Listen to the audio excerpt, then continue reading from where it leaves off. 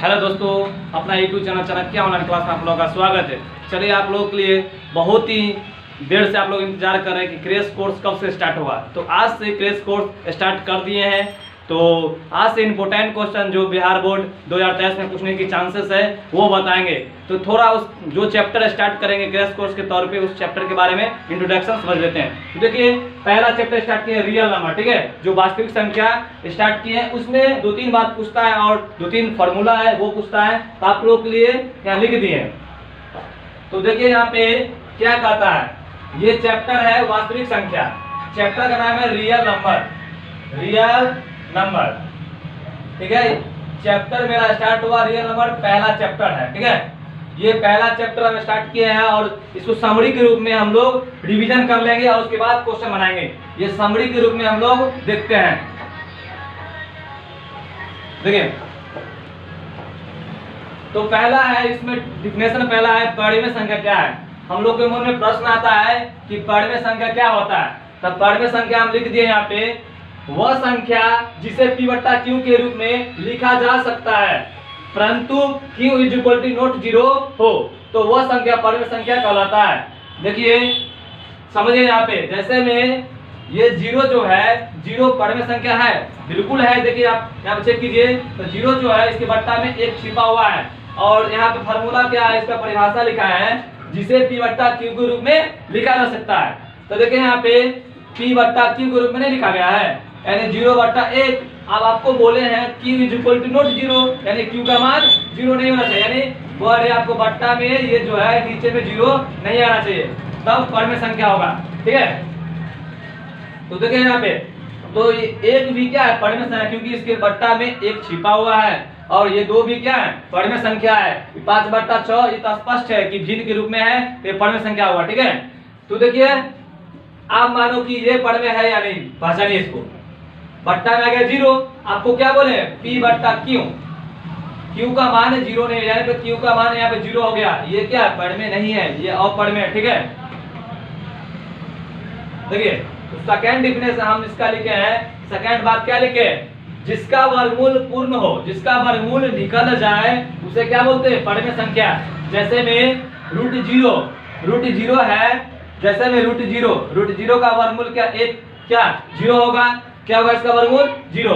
मानिए कि 2 रूट में अगर 1 है तो इसका वर्गमूल 1 ही होगा। रूट में अगर 4 है, 4 का वर्गमूल 2 होता है, 9 का वर्गमूल 3 होता है और 16 का वर्गमूल ये हो जाता है आपको 4। ये वर्गमूल जिसका निकल जाता है वो परिमेय संख्या कहलाता है, ठीक है। अब देखिए सेकंड में आपको लिखे क्या है, अपरिमेय संख्या किसे कहते हैं, तो वह संख्या जिसे P बट्टा Q के रूप में लिखा नहीं जा सकता है, यानी आप P बट्टा भिन्न के रूप में नहीं लिख सकते हैं, तो वो क्या कहलाता है, अपरिमेय संख्या। जैसे में √2, ये √2 क्या है, अपरिमेय है। ये 5/0, देखिए आपको यहाँ समझाते, देखिए 5/0 यानी बट्टा में 0 आ गया, यानी अपरिमेय संख्या क्या है, अपरिमेय। ये यानी इनफाइनाइट इसका आंसर आएगा, ठीक है, यानी अपरिमेय संख्या होगा, ठीक है। आप देखिए, एक ऑब्जेक्टिव के रूप में लिख दिया है, जिसका वर्गमूल पूर्ण ना हो, यानी जिसका वर्गमूल नहीं निकलता है उसे क्या बोलते हैं, अपरिमेय संख्या। जैसे में √2, आप अगर √2 का वर्गमूल निकालिएगा तो आपको ये वर्गमूल पूर्ण रूप से नहीं निकल पाएगा। √3, √5, √6, आप बोले √3 जो है उसका क्या था, 4। ये √4 अगर मान क्यों नहीं लिए हम, √4 का वर्गमूल हमको क्या होता है, 2 हो जाता है। 2 हो गया, जिसका वर्गमूल निकल गया वो तो परिमेय हो जाएगा ना। लिख दिए यहाँ पे, साफ साफ लिखे हुए हैं कि जिसका वर्गमूल निकल जाता है उसे क्या कहते हैं, परिमेय संख्या। जिसका वर्गमूल नहीं निकलता उसे क्या बोलते हैं, वो अपरिमेय, ठीक है। अब देखिए, आपको ये जो है परिभाषा बहुत ही इंपॉर्टेंट है, VVI, ठीक है। यानी अभाज्य संख्या किसे कहते हैं, तो वह संख्या या वैसी संख्या जिसमें एक और स्वयं से भाग लग जाए तो वह संख्या क्या कहलाता है, अभाज्य संख्या। जैसे में देखिए, आप मानिए कि सर 1 एग्जाम्पल में देखिए, एक अभाज्य संख्या है, नहीं है, क्योंकि वो एक स्वयं 1 ही है और 1 से लगेगा, स्पष्ट हो रहा है, ये 1 तो नहीं होगा। आप 2 देखिए, 2 में 2 आप 1 से भाग लगा दीजिए, स्वयं कह रहा है क्या परिभाषा, 1 से भाग लगाइए और स्वयं से भाग लगाइए। तो 1 से लगा दिए तो 2 ही हुआ, फिर वो हम इसको लगा देंगे 2 से, 1 से भी लगा और इसको खुद से लगा दिए, ठीक है, तो एक और स्वयं से भाग इसमें लग गया, ठीक है, तो एक और स्वयं से जिसमें भाग लगेगा उसे अभाज्य संख्या बोलते हैं।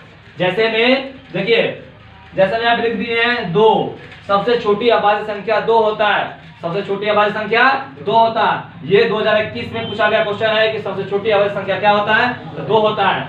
अब देखिए 3 चेक कर लीजिए, देखिए 3 बुआड़े 1 से लग सकता है और 3 को खुद से 3 से भी लगा सकता है, 1 से लगा और खुद से लगा। अब देखिए 4 में आप कहिए, 4 में बुआड़े, तो 4 में देखिए 1 से लगेगा, 2 से लगेगा और 4 से लगेगा।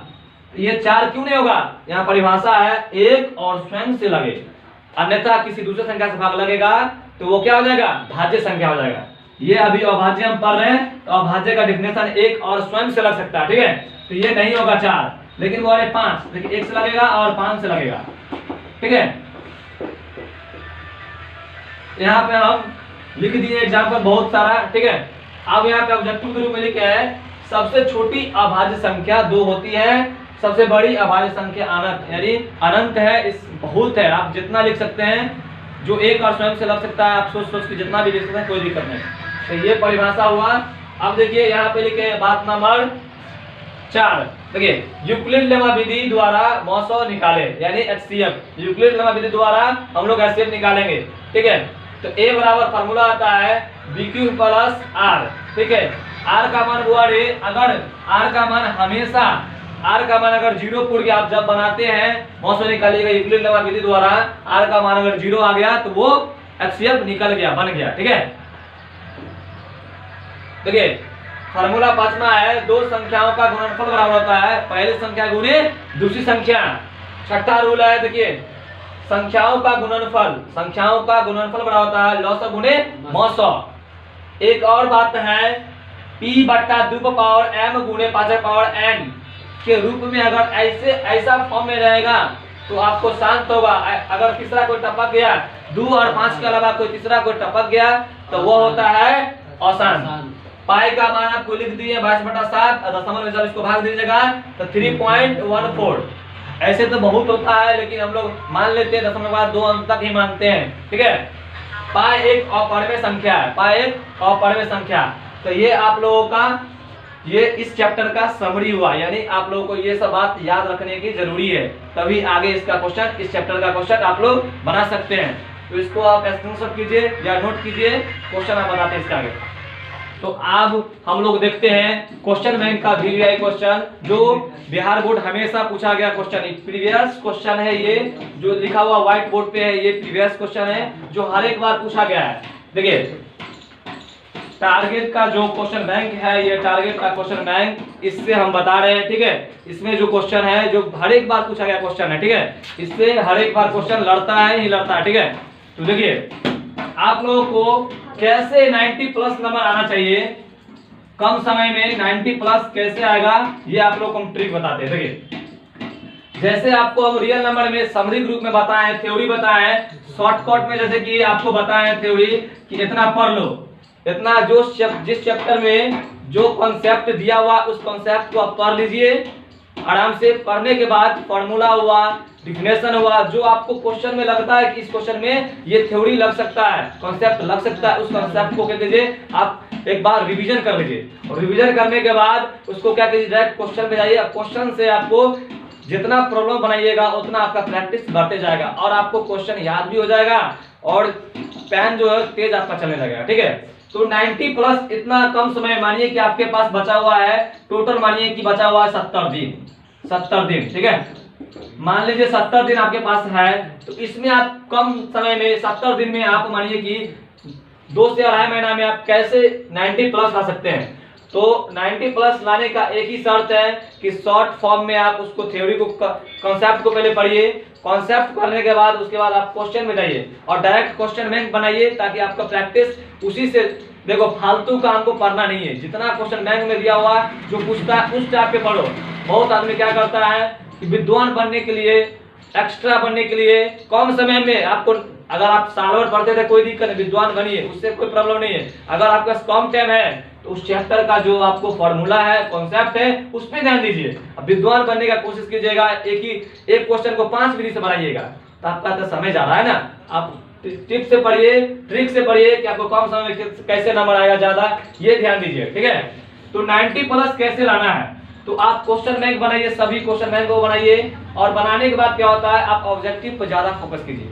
सब्जेक्टिव से ही सब्जेक्टिव बनता है। तो ऑब्जेक्टिव आपका मान लीजिए कि 50 में आपका वर्ड है, 50 में कोई बच्चा जो इंटेलिजेंट है 50 से 50 मान लेता है, जो वर्ड है अगर कंटिन्यू क्वेश्चन बैंक बनाता है, टोटल 11 से 22 तक बना लिया, तो उसका 45 ऑब्जेक्टिव सही होगा। ऑब्जेक्टिव 45 और सब्जेक्टिव लगभग बच्चा का गलती नहीं होता है। 2 नंबरिया 15 पूछता, 5 दूना 30, सब्जेक्टिव 5 को 6 को देता है, 4 को बनाना है, तो आराम से इसमें भी वर्ड है 40 से 45, 40 से 45 दिया था, तो 90 पूछ जाता है। ये थोड़ा ठीक ठाक बच्चा के लिए 90 है।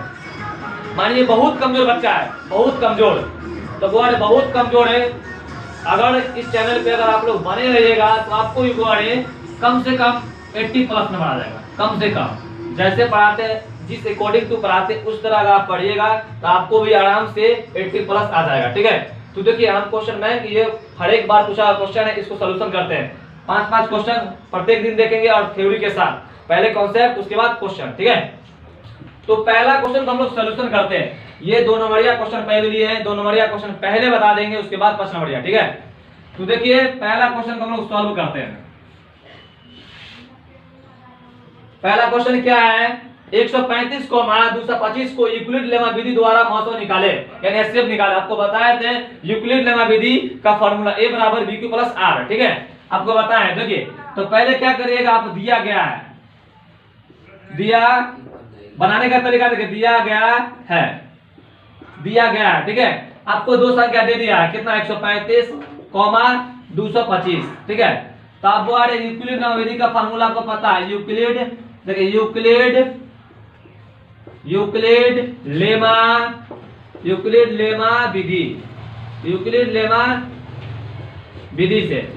विधि से देखिए आपको यूक्लिड लेमा विधि का फार्मूला क्या है, a बराबर bq प्लस r, और वो आपको r का मान हमेशा 0 आना चाहिए, ठीक है। r का मान अगर 0 आ गया तो आपका एचसीएफ बन गया, ठीक है। तो देखिए यहाँ पे आपको आप ये दोनों में से वो आपको एक किसको मानना है। यहाँ पे एक प्रश्न है कि सर ये दोनों में से एक किसको माने, अभी किसको माने, तो जो सबसे बड़ी संख्या होगा उसको मान लेंगे हम क्या, a, और जो छोटा संख्या होता है वो उसको मान लेंगे b, ठीक है। जो बड़ी संख्या दिया रहेगा वो होगा a और जो छोटा होगा वो b। तो देखिए बड़ा संख्या 225 है, क्या है 225, तो 225 रख दीजिए, और छोटा संख्या जो है वो b होता है, तो छोटा संख्या क्या हो गया b, तो 135 दिया हुआ है। अब देखिए 135 को कितना से, देखो आप इसको भाग देना, 225 को 135 से भाग देना, यानी देखिए 225 लिख लेंगे, उसके बाद क्या करेंगे 135 से इसको भाग देंगे।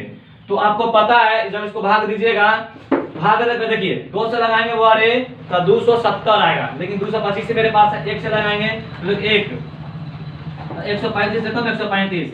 अब देखिए यहाँ पे तो ये आ गया 5 में से 0, ये पैसा लेंगे 12 तो 9, ये कट गया, यानी देखिए वो आपको कितना बार में लगेगा, एक बार। तो देखिए ये क्यू जो हुआ 1 आया, अब प्लस शेष आर क्या बोले, शेष आर क्या है, शेष है, शेष फल है, तो शेष कितना है मेरे पास 90, ठीक है। अब देखिए ये जो बराबर के जो बराबर है, ये बराबर के जो पहला संख्या है, इसको आप क्या करें यहाँ लिख दीजिए, ठीक है, यहाँ का चिन्ह दे दीजिए, कोई दिक्कत नहीं।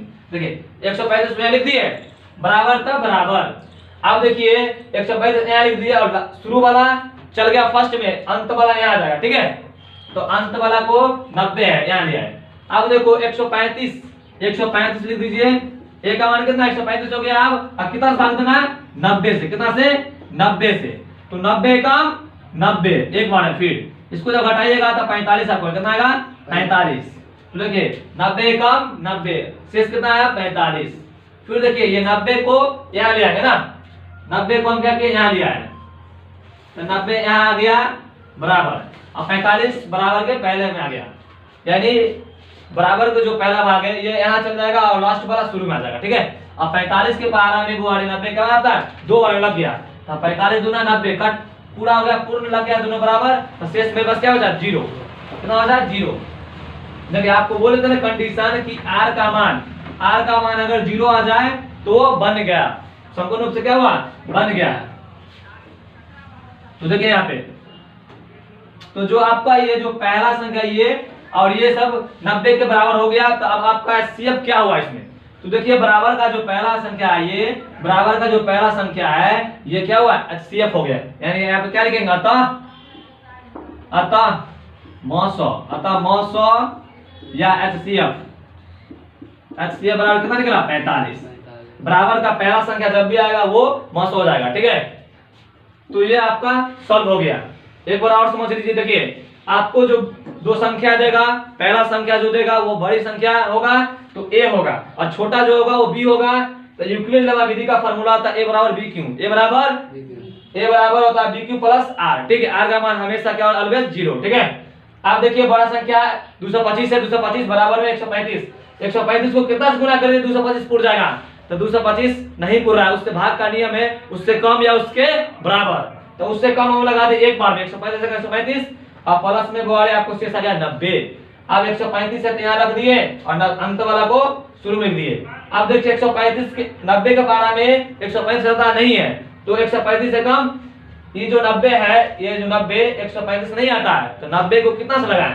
तो एक बार में लगाएंगे। देखिए 135 को 90 को जब भाग कीजिएगा, 90 से अगर भाग लगाए 135 में तो आपको एक बार में लगेगा, शेष आ गया 45। फिर 90 को यहाँ भेज दिए, तो अब देखिए 45 के बारे में 90 आता है दो बार में, 45 गुना 90, अब प्लस में शेष आ गया 0। तो आपको ये जो बराबर का पहला जो बराबर जो है उसके पहला संख्या जो होगा वो मौसौ हो जाएगा। कंप्लीट, ये आंसर कंप्लीट हो गया। अब देखिए सेकंड क्वेश्चन का सलूशन। सेकंड क्वेश्चन का सलूशन क्या कहता है? कहता है क्या 140 का अभाज्य गुणनखंड करें। 140 का गुआड़े अभाज्य गुणनखंड करें, यानी एलसीएम निकालना है, ठीक है। अभाज्य गुणनखंड एलसीएम 140, इसका क्या करेंगे? 2 से लगाएंगे 70, इसका आ दिया 2 से 35, फिर इसको लगा देंगे 5 से, हो गया। अब इसको क्या कर लीजिए, यहाँ पे लिख लीजिए 2 गुने 5 गुने 7। अब देखिए 2 क्या गो है? 2, तो पावर 2, 5 क्या है? वो 1 गो, 7 1 गो। आप पावर में भी लिख सकते हैं इसको, या ऐसे भी छोड़ दीजिए, कोई दिक्कत नहीं, ठीक है। ये दूसरा कंप्लीट हो गया। अब तीसरा देखिए, तीसरा क्या कहता है? √2 अपपूर्ण संख्या कैसे सिद्ध करें। और ये प्रूफ जो बताएंगे ये बहुत VVI है, ठीक है। ये एक प्रश्न सिद्ध करने वाला पूछ ही देता है। तो देखिए इसको अगर एक को बना दिए तो उसी पे √3 आ जाए, √5 आ जाए, √6 आ जाए, सेम उतार देंगे, ठीक है। तो देखिए इसको हम कैसे बनाते हैं, तो इसको मिटा लेते हैं, पहला दूसरा क्वेश्चन को मिटा लेते हैं। इसको अगर नोट करना है तो नोट कीजिए, तो स्क्रीनशॉट कीजिए। अब हम लोग तीसरा क्वेश्चन को देखते हैं, ठीक है, सिद्ध करने वाले। तीसरा क्वेश्चन को हम लोग सॉल्व करेंगे। तीसरा क्वेश्चन को सॉल्व करते देखिए, कहता है कि √2 को अपरिमेय संख्या कैसे सिद्ध करें। सिद्ध करने वाला जो भी आएगा संख्या चेंज होगा लेकिन भाषा सेम लिखेंगे। देखिए यहाँ पे लिखेंगे माना √2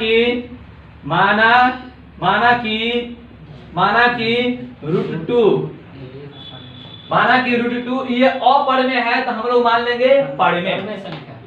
माना कि √2 एक परिमेय संख्या है,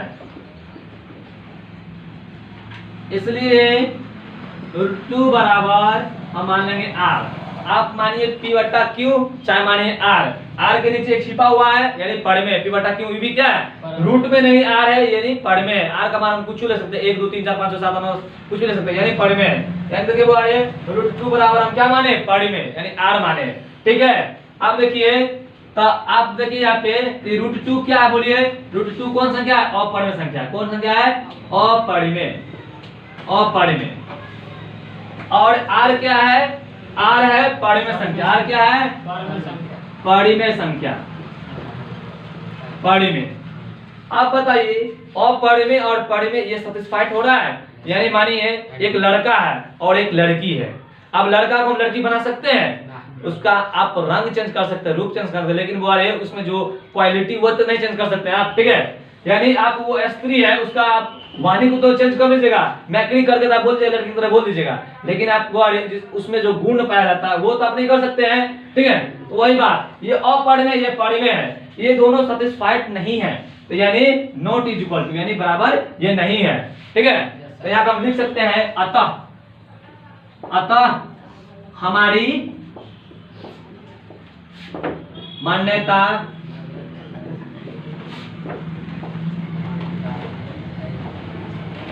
गलत है, इसलिए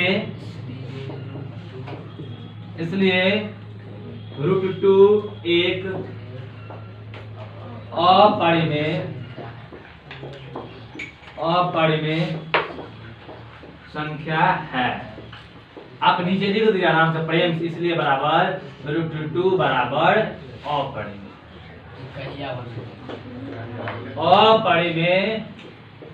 संख्या। देखिए तो ये तीसरा संख्या का ये सोल्यूशन हुआ। एक इसी पे एक और एग्जांपल हम देखते हैं। देखिए एक और एग्जांपल देखते हैं। मानिए कि रूट आपको 5 दे दिया, ठीक है, √5 दे दिया। सभी देखो यहाँ पे √5 दे दिया। √5 को हम कैसे बनाएंगे? √5 को हम कैसे बनाएंगे? तो देखिए यहाँ पे क्या लिखेंगे सोल्यूशन में। देखिए सोल्यूशन माना कि सेम भाषा एकदम सेम उतारेंगे। देखिए माना कि संख्या है √2 है, तो √2 को क्या कर देंगे? √5 बना देंगे। संख्या हम चेंज कर देंगे। माना कि √5 5 है तो 5 और सेम एक परिमेय संख्या है, एक परिमेय संख्या है। ये सेम। अब इसलिए √2 वहां पे है तो 2 को क्या दे देंगे? 5 बराबर r। अब देखिए ये क्या है? अपरिमेय। ये अपरिमेय, ये वो क्या है? r क्या है? परिमेय। आपको ये दोनों तो नहीं सेटिस्फाइड हो रहा है, इसलिए नॉट इज इक्वल, दोनों बराबर नहीं है। अतः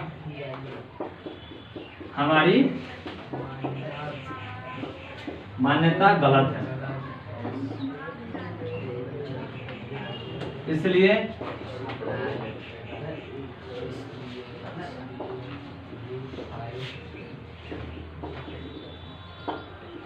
अपरिमेय संख्या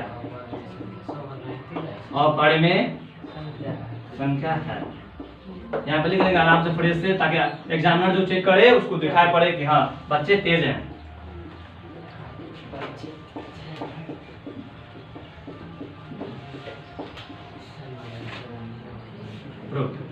चलिए तो इसको आप नोट कीजिए या स्क्रीनशॉट कीजिए फटाक से ना। ओके, अब हम लोग नेक्स्ट क्वेश्चन करते हैं, चौथा क्वेश्चन। ठीक है, चौथा प्रश्न में क्या कहता है? देखिए चौथा प्रश्न में कह रहा है यदि पहली संख्या 10 तथा दूसरी संख्या 5 है तो संख्याओं का गुणनफल निकाले।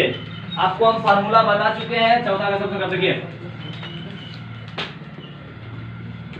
देखिए आपको बताया है संख्याओं का गुणनफल बराबर होता है पहली संख्या गुणे दूसरी संख्या। पिछले अभी जाकर देखिए पीछे बता चुके हैं। तो संख्याओं का गुणनफल बराबर